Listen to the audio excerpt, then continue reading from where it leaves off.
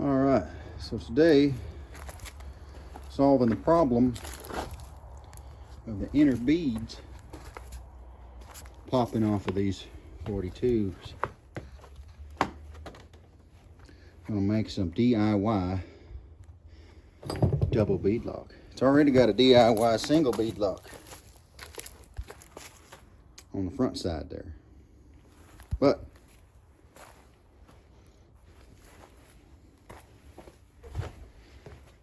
I know what you're thinking.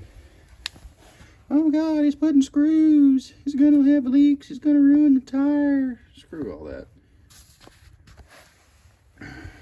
Let me show you what I'm doing.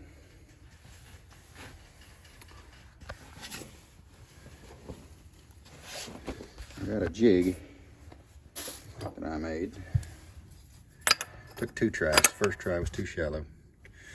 What the deal is you see every wheel has one of these beads to seat the tire.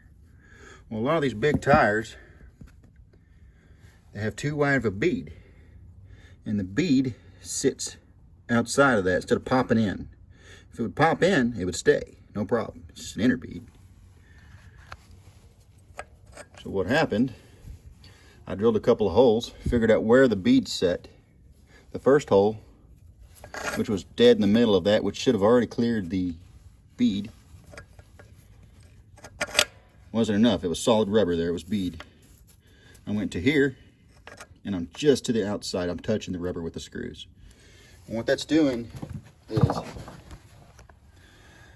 if you push, I'm not screwing into the tire, but if you push, if this thing had no air in it, and you tried to dismount it or push the bead in, you're pushing against these screws that are sticking up. We got these, I don't know, 1-inch screws sticking through there,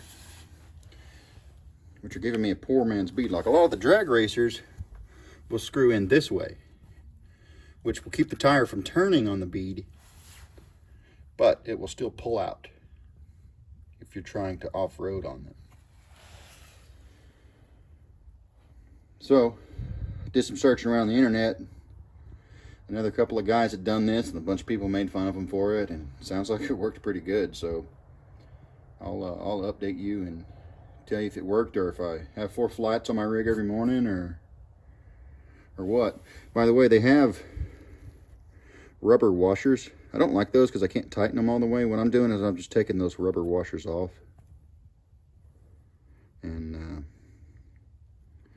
just siliconing them in. I've already air tested it with just this many screws in it, and holds air even with the silicone, not even dry. There's not one leak. The only leak is actually the test hole I drilled.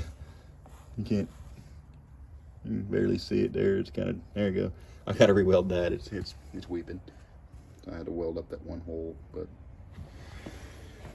this cost $15 for this bag of screws. There's 250 screws in there.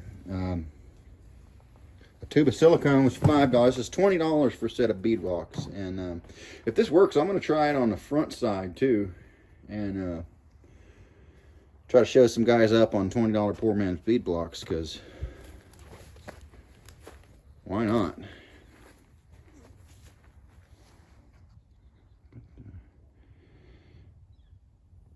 Hit subscribe, and I'll post a video of it wheeling soon.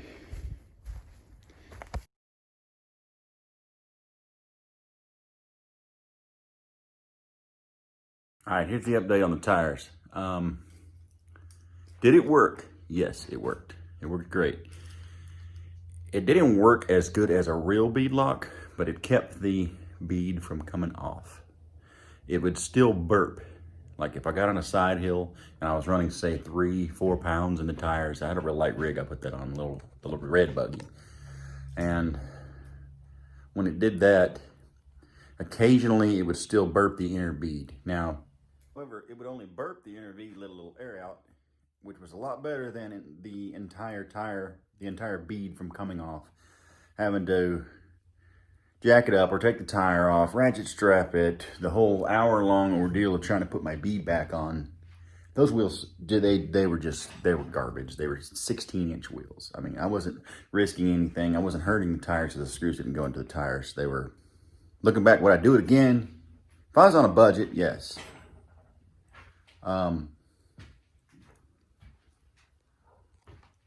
Would I do it on a front bead lock? I'm going to do it on a front bead lock in a future rig. I'm going to do front and back just to,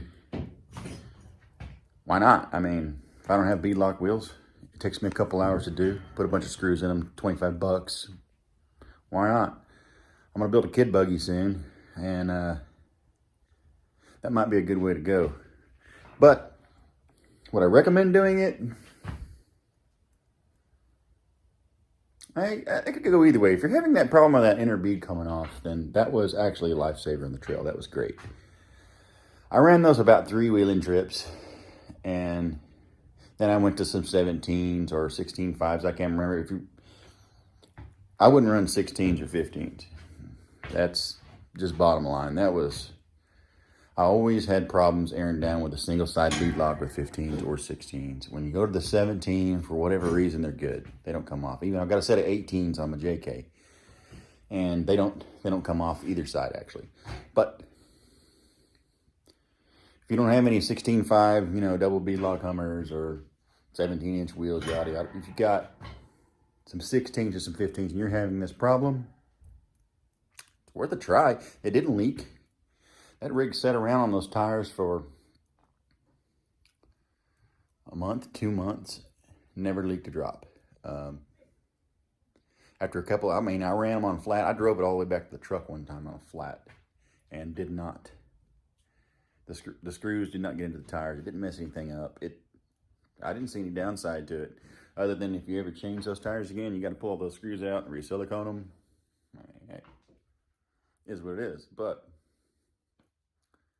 if we don't experiment with stuff like this, we don't learn. I originally read that on Pirate from an old thread and thought, well, hell, why not?